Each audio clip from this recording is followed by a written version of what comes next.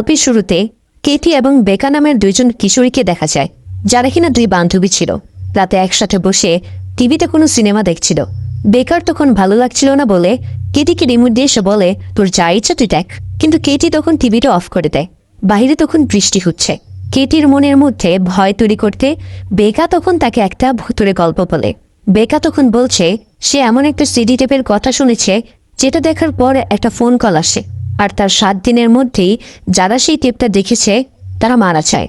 এই কথা শুনে কেটি কনফেস করে সে গত সপ্তাহে তার বয়ফ্রেন্ড আর তার বন্ধুদের সাথে একটা হোটেলে গিয়ে সেই টেপটি দেখেছে। তার কাছে টেপটা অনেক ক্রিপি লেগেছিল। এরই সাথে তারা সেই ফোন কলও পেয়েছে। আর আজকে সেই 7ম দিন, মানে সে অনুযায়ী টেপটা যদি অভিশপ্ত হয় তাহলে আজকেই তার মারা যাওয়ার কথা। এবং এই জন্যই কেটি কিছুটা ভয় পাচ্ছিল। আর তখন তার দম আটকে আসে, যেটা দেখে বেকা কিছুটা ভয় পেয়ে যায়। তবে এটা ছিল কেটির অভিনয়। আসলে তারা কিশোরী হওয়ায় এই বয়সে এইসব জিনিসে বিশ্বাস করা না ঠিক, কিন্তু একা বাড়িতে তাদের দুজনের এই বৃষ্টির রাতে কিছুটা ভয় তো লাগছিল। ঠিক এরপর হঠাৎ বাড়ির টেলিফোনে রিং বেজে ওঠে। ভয় ভয় কলটা তুললে বুঝতে পারে এটা কেটির মা। এসবের পর একটু হালকা ফিল হলে কেটি পানি খেতে কিচেন রুমে যায়, আর বেকা অন্য রুমে চলে যায়। ফ্রিজ থেকে পানি নিয়ে খাওয়ার আগেই কেটি দেখে পাশের রুমের টিভিটা আপনা আপনি চলছে। প্রথমত সে ভাবে বেকা হয়তো দুষ্টুমি করছে, তবে এটা ভেবেও সে ভয় পাচ্ছিল। কেটি সেই রুমে গিয়ে রিমোটটা দিয়ে টিভিটা অফ করে এবং বের হবার আগেই টিভিটা আপনা আপনি আবারও চালু হয়ে যায়। টিভিটা সেই সময় শুধু স্ট্যাটিক সিগন্যাল চলছিল। এবার কেটি ভয়ের কারণে টিভির প্লাগটাই খুলে ফেলে। ঠিক তখনই সে রুমের মধ্যে কারো উপস্থিতি টের পায় এবং আচমকা সে ভয় পেয়ে যায়। ফ্রিজের দরজা আপনা আপনি খুলে যায়, সেটা লাগাতে গিয়ে ভয় ভয় বেকাকে ডাকতে শুরু করে।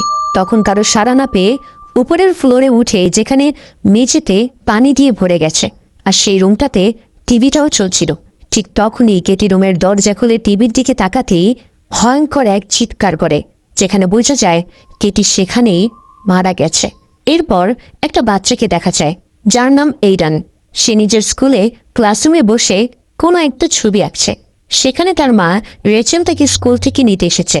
এইডানের টিচার রেচেলের ছেলের ব্যাপারে তাকে কিছু কথা বলতে চাইছে।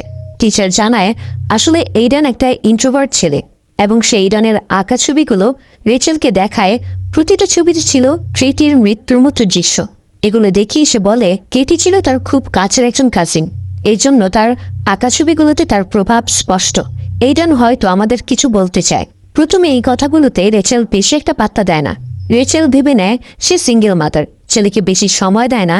এসবের জন্য হয়তো টিচার এইডানের ব্যাপারে একটু বেশি কনসার্ন দেখাচ্ছে। সে তখন টিচারকে জানায় কেটির মৃত্যুর মাত্র 3 দিন হয়েছে, আস্তে আস্তে সে শোক কাটিয়ে উঠবে। তখন ইডেনকে সময় দিতে হবে বলে রেচেল সেখান থেকে উঠে চলে যেতে নেয়। তবে সেখান থেকে যাওয়ার আগে রেচেলকে টিচার একটা কথা জানায়। সে জানায় কেটি তো মারা গেছে মাত্র 3 দিন হয়েছে, কিন্তু ইডেন তো কেটির মৃত্যুর 1 সপ্তাহ আগে থেকে এই ছবিগুলো এঁকেই চলেছে। এখন বাড়িতে ফেরার পথে রেচেল শুধু টিচারের কথাটা ভাবতে থাকে, মানে এইটাই কিভাবে সম্ভব। রাতে ঘুমানোর আগে রেচেল এইডানের সাথে কথা বলে। এইডান রেচেলকে জানায় কেটি তাকে বলেছিল তার হাতে বেশি সময় নেই, সে খুব তাড়াতাড়ি মরতে চলেছে। যেটা শুনে রেচেল বেশ অবাক হয়। এখন পরদিন সকালে রেচেল এইডেনকে নিয়ে আসে কেটির ফিনারালে। এখানে এসেও এইডেন অনেক বেশি শোকাহত। সেখানে সে কেটির ছবির সামনে গিয়ে দাঁড়িয়ে থাকে। অন্যদিকে কেটির বাবা মায়ের অবস্থাও আরো করুণ। মেহমানরা চলে গেলে কেটির মা রুথ রেচেলকে বলতে শুরু করে, ডক্টররা বলেছে কেটির মৃত্যু হার্টবিট স্টপ হওয়ার কারণে হয়েছে। আমি 2-3 জন ডক্টরের কাছে কেটির ডেথ সার্টিফিকেটটা দেখিয়েছি, সবাই একই কথা বলে। এরই সাথে আমি অনেক রিসার্চ করেও এই ধরনের মৃত্যুর কথা 16 বছর বয়সী কোনো মেয়ের হয়েছে বলে তো জানতে পারিনি। তবে এমনটা বৃদ্ধদের ক্ষেত্রে হয়ে থাকে। তাছাড়া আমি নিজ চোখে আমার মেয়ের লাশটা দেখেছি, তার চেহারাটা সম্পূর্ণ বিকৃত ছিল। যেমনটা দেখেই বোঝা যাচ্ছিল তার মৃত্যুটা খুবই ভয়ানক হয়েছিল। সেই রেচেলকে এভাবে অনুরোধ করে, রেচেল তুমি তো ইনভেস্টিগেটিভ জার্নালিস্ট, প্লিজ আমার মেয়ের কেসটা অন্তত একটু তদন্ত করে দেখো। তাছাড়া সেদিন কেটির সাথে থাকা বান্ধবী বেকাও কিছু বলার মতো অবস্থায় নেই। পাগল হয়ে সেও মেন্টাল অ্যাসাইলামে ভর্তি।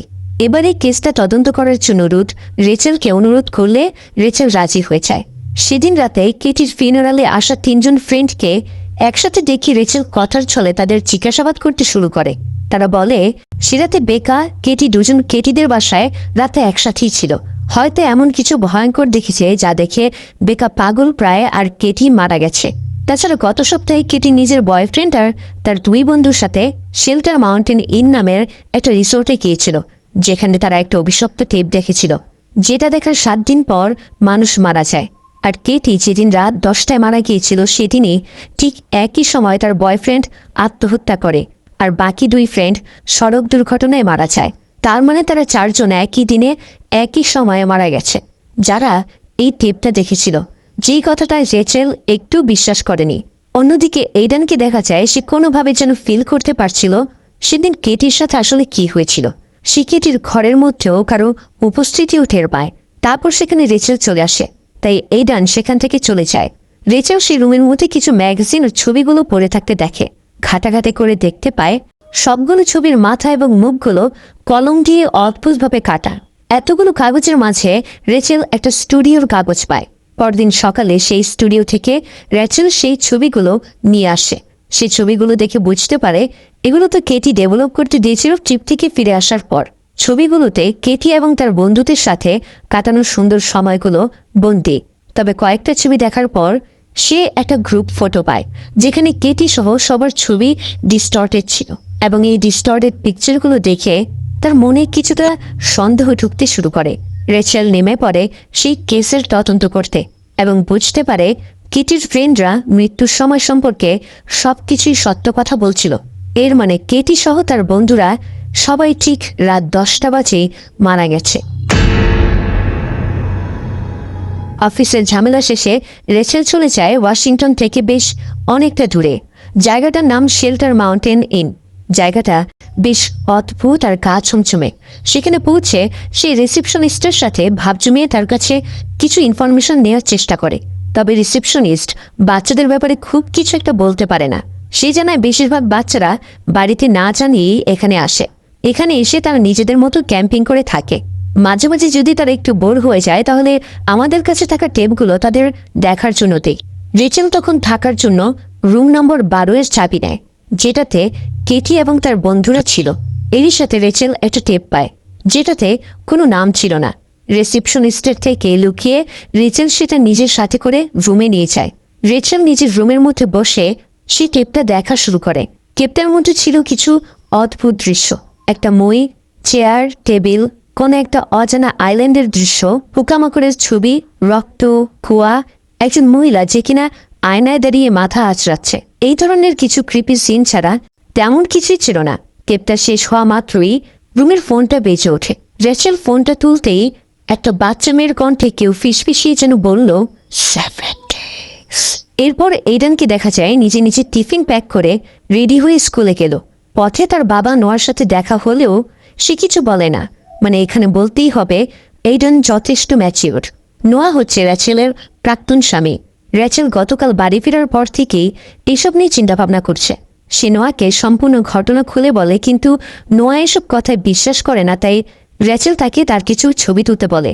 তবে যেটা দেখা যায় সেটা অবিশ্বাস্য, কারণ সেই ছবিগুলো ডিস্টর্টেড আসে। নোয়া এই সব ব্যাপারগুলো একেবারে হালকাভাবে নেয় আর জেদ করেই সেই টেপটা দেখতে চায়। রেচেল চাইছিল না নোয়া টেপটা দেখুক, কিন্তু বাধ্য হয়েই তাকে একটা পর্যায়ে সেই টেপটা দেখতে দেয়। টেপটা দেখা শেষ হলে এবারও সেরকমভাবেই টেলিফোনে কল আসে। তবে রেচেল নোয়াকে কলটা ধরতে দেয় না। রেচেল এই ব্যাপারটা নিয়ে কিছুটা ভয় আছে। 2 দিন হয়ে গেল, সে এবার অফিস থেকে টিপটার একটা কপি বানিয়ে নোয়াকে দিল, যেন এটা দিয়ে নোয়া খুঁজে বের করতে পারে এই টিপটা কে বানিয়েছে, মানে টেপটার উৎপত্তি কোথা থেকে হয়েছে।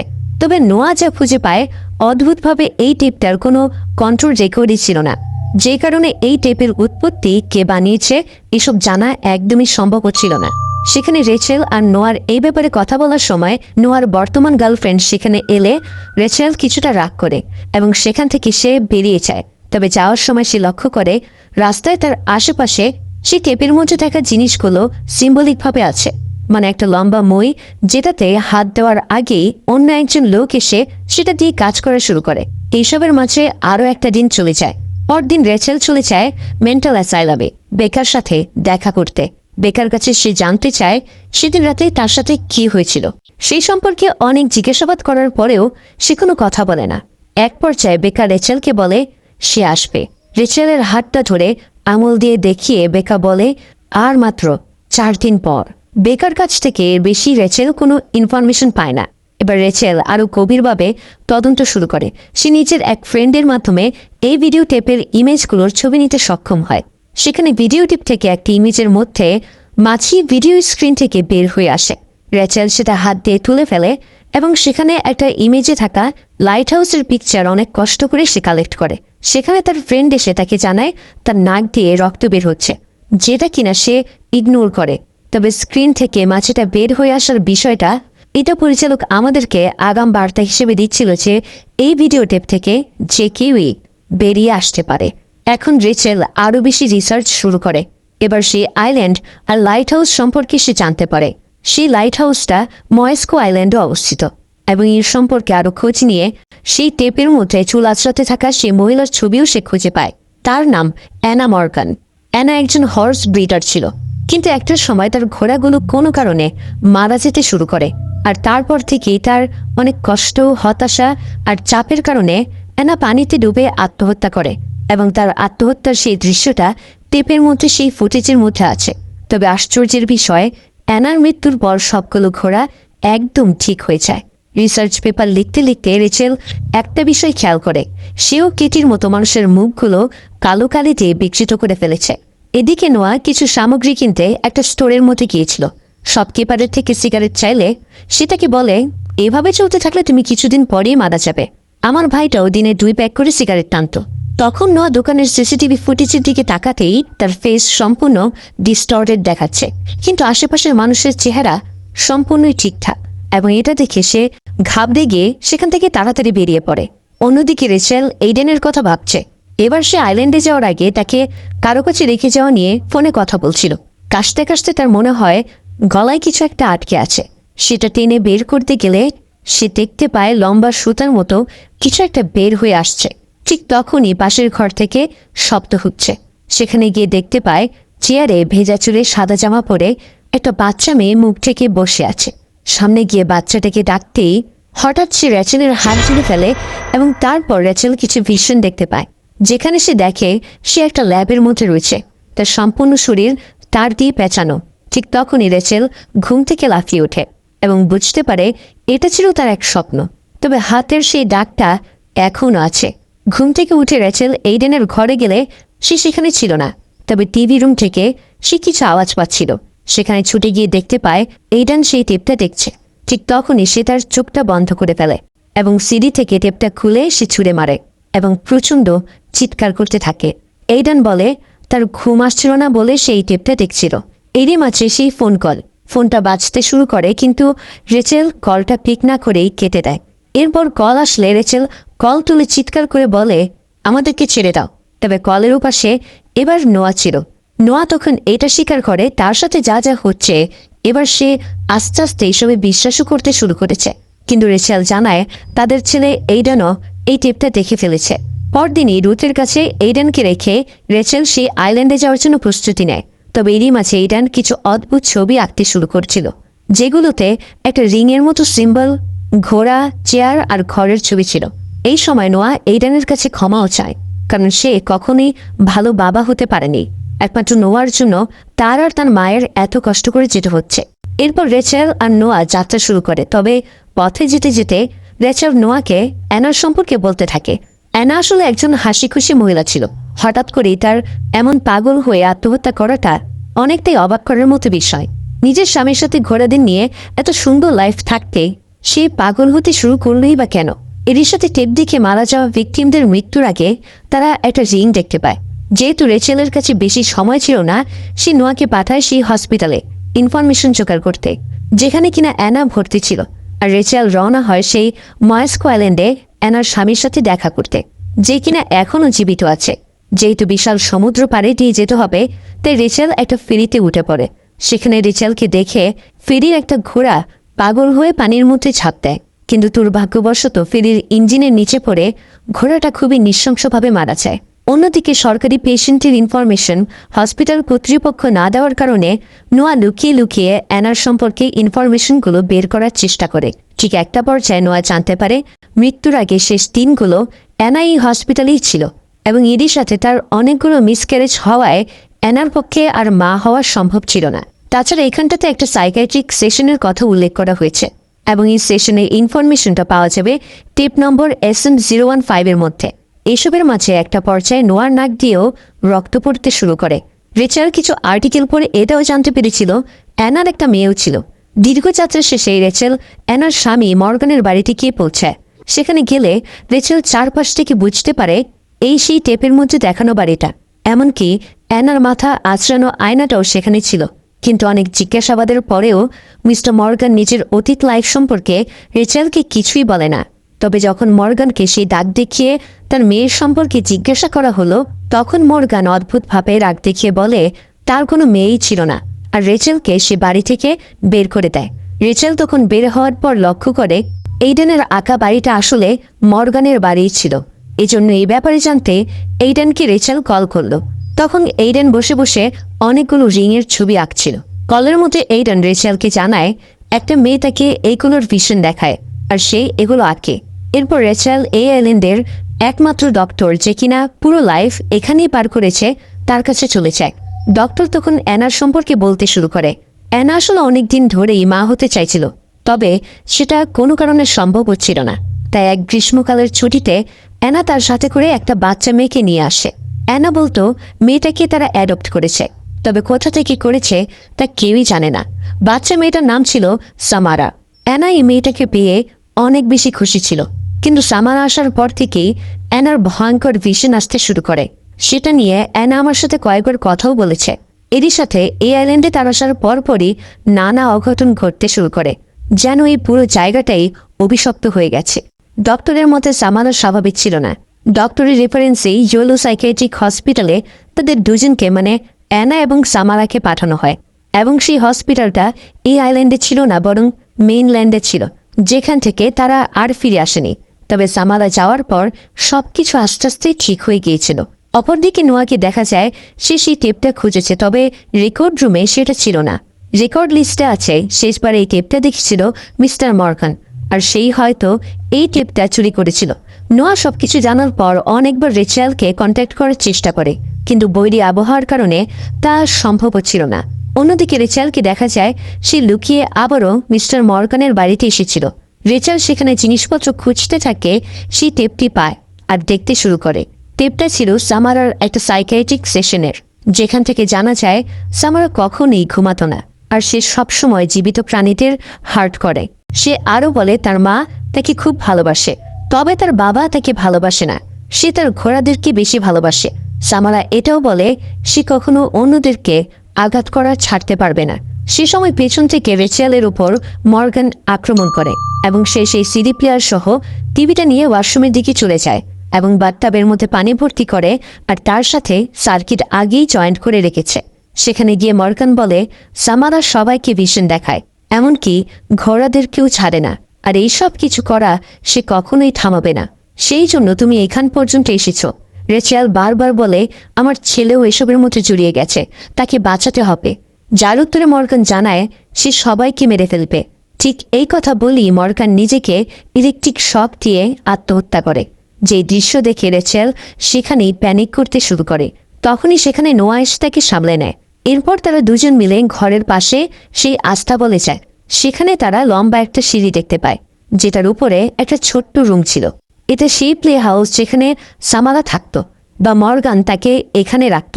কারণ অ্যানা মানসিকভাবে অসুস্থ হচ্ছিল, আর মর্গানের বিশ্বাস ছিল সেটা সামারার জন্যই হচ্ছিল।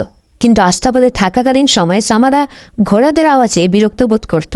প্রথম থেকেই সামারার কাছে যেহেতু সুপার ন্যাচারাল শক্তি ছিল, তা দিয়ে সামারা ঘোড়াদেরকে পানিতে ডুবিয়ে মারতে শুরু করলো। এ সময় নোয়া সেই রুমের ওয়ালপেপারের নিচে কিছু দেখতে পায়, তাই তারা দুজনে সেটা ছিঁড়ে একটা গাছের ছবি আঁকা দেখে। আর তখন রেচেলের মনে পড়ে এই গাছটাকে সে শেল্টার মাউন্টেন রিসোর্টে দেখেছিল, মানে ওই জায়গার সাথে এই ঘটনার কোনো না কোনো যোগসূত্র আছে। নোয়া এবং রেচেল এবার সেই রিসোর্টে গিয়ে পৌঁছায়, তবে তারা সেই সূত্র খুঁজছিল যেখানে তেমন কিছুই ছিল না। তবে আজকে ছিল সপ্তম দিন, মানে আজকে সে মারা যাবে। কিন্তু তদন্ত বেশি দূর যায়নি, কোনো যোগসূত্র মিলছে না। এবার বাকিটা নোয়ার একাই সামনে এগিয়ে নিতে হবে, আর এইডানকে বাঁচাতে হবে। এজন্য কাজটা পুরোপুরি নোয়ার হাতে ছাড়তে চায় রেচেল। যেখানে রেচেলের জন্য কিছু করতে পারবে না ভেবে ফ্রাস্ট্রেটেড হয়ে রুমের জিনিসপত্র ভাঙচুর করতে শুরু করে। তখন মার্বেলের একটা জার ভেঙে যায়। রেচেল খেয়াল করে মার্বেলগুলো একটা জায়গায় এসে জমা হয়ে আছে, মানে রুমের সেই জায়গায় ফ্লোরের নিচে কিছু না কিছু আছে।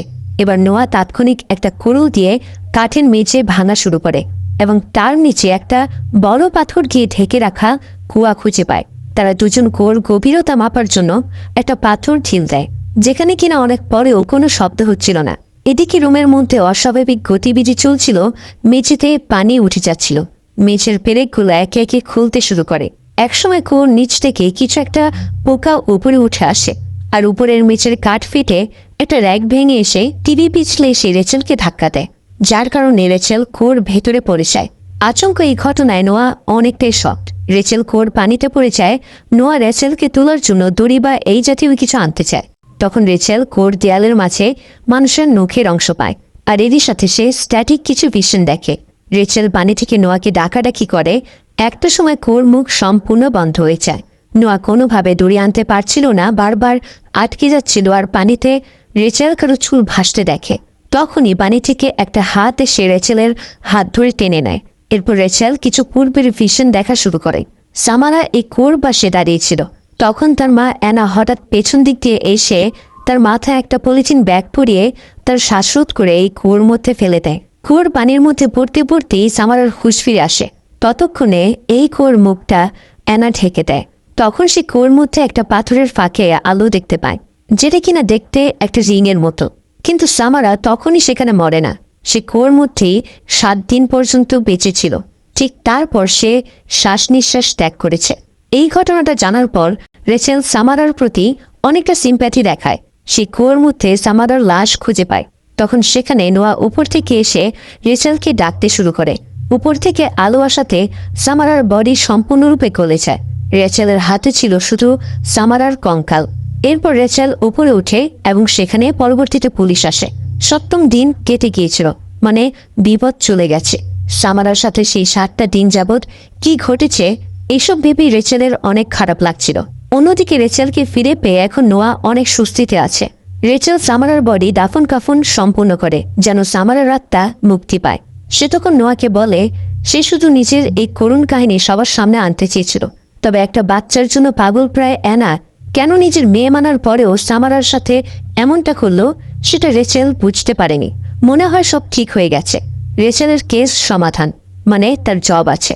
এই সম্পূর্ণ ঘটনা চলাকালীন নোয়া আর রেচেলের সম্পর্ক কিছুটা ঠিক হয়ে গেছে।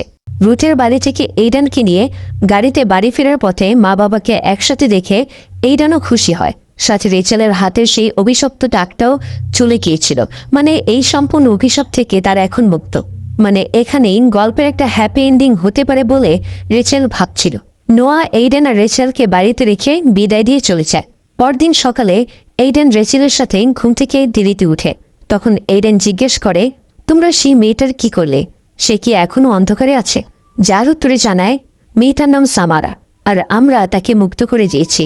সে এখন শান্তিতে ঘুমাবে। এইডেন তখন আশ্চর্যজনকভাবে বলে, তোমরা এটা কি করেছ? তার সাহায্য কেন করতে গেলে? তোমরা কি জানতে না সে কখনো ঘুমায় না?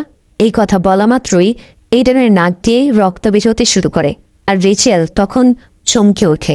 এইডেনের হাতটা চেক করলে সেই অভিশপ্ত দাগ সে দেখতে পায়। এদিকে দেখা যায় নোয়া নিজের কাজের জায়গায় আছে। তার আশেপাশের পরিবেশটা সম্পূর্ণ নিস্তব্ধ। নোয়া তখন পেপারের উপরে রাখা কফির কাপটা তুলতেই পেপারে একটা রিংয়ের চিত্র ভেসে ওঠে। এরই সাথে পাশের টিভিটা চালু হয়ে স্ট্যাটিক চলতে শুরু করে। তখন সে সামনে গিয়ে টিভিটা বন্ধ করে এবং পেছনে ফিরে চলে যাওয়ার সময় টিভিটা আবারও চালু হয়, যেখানে সেই কুয়োটা দেখা যাচ্ছিল। এদিকে ছেলের মুখ থেকে এই কথা শুনে তৎক্ষণাৎ নোয়াকে সে কল দেয়, কারণ রেচেল জানে আজকেই নোয়ার 7ম দিন। ঠিক তখনই ফোনে রিং বেজে চলেছে, কিন্তু নোয়া ফোনটা পিক করে না। নোয়া তখন টিভির সামনে যায়। সেখানে সে কুয়ো থেকে সামারাকে উঠে আসতে দেখে। হাঁটতে হাঁটতে সামারা টিভির স্ক্রিনের কাছাকাছি চলে আসে। নোয়া একটা পর্যায়ে ভয়ে ভয়ে দূরে সরতে থাকে। রেচেল তখন তৎক্ষণাৎ গাড়িতে করে নোয়ার বাড়ি আসছে, আর সমানে কলের ওপর কল দিয়েই যাচ্ছে। অন্যদিকে সামারা টিভির স্ক্রিন থেকে সামনে আসতে আসতে টিভির ভেতর থেকেই বেরিয়ে এসে ভেজা শরীরে হামাগুড়ি দিয়ে এগিয়ে আসে। নোয়া তখন ভয়ে পিছু যেতে থাকে। একটা পর্যায়ে সামারা হাঁটতে হাঁটতে নোয়ার কাছে এসে পৌঁছায় এবং নোয়া পালিয়ে বেশি দূরে যাবার আগেই সামারা তার ভয়ঙ্কর চেহারা দেখায়। বিভৎস চিৎকার আর স্ট্যাটিকের সাথে বোঝা যায় নোয়া সেখানেই মারা গেছে। রেচেল গাড়ি নিয়ে এসে হন্তদন্ত হয়ে নোয়ার বাড়িতে আসে। লিফট কাজ না করায় সিঁড়ি দিয়ে উপরে উঠে দেখে মেঝেতে পানি ছড়ানো, রুমের আসবাবপত্রগুলো ভাঙচুর অবস্থায়। নোয়া উল্টো দিকে ফিরে চেয়ারে বসে আছে। টিভিতে স্ট্যাটিক সিগন্যাল দেখাচ্ছে। রেচেল চেয়ার ঘুরিয়ে নোয়ার মুখটা দেখে এবং জোরে এক চিৎকার করে ওঠে। কোনো রকম সেখান থেকে নিজেকে সামলে বের হওয়ার সময় দেখতে পায় নোয়ার বর্তমান গার্লফ্রেন্ড লিফটে করে উপরে উঠছে।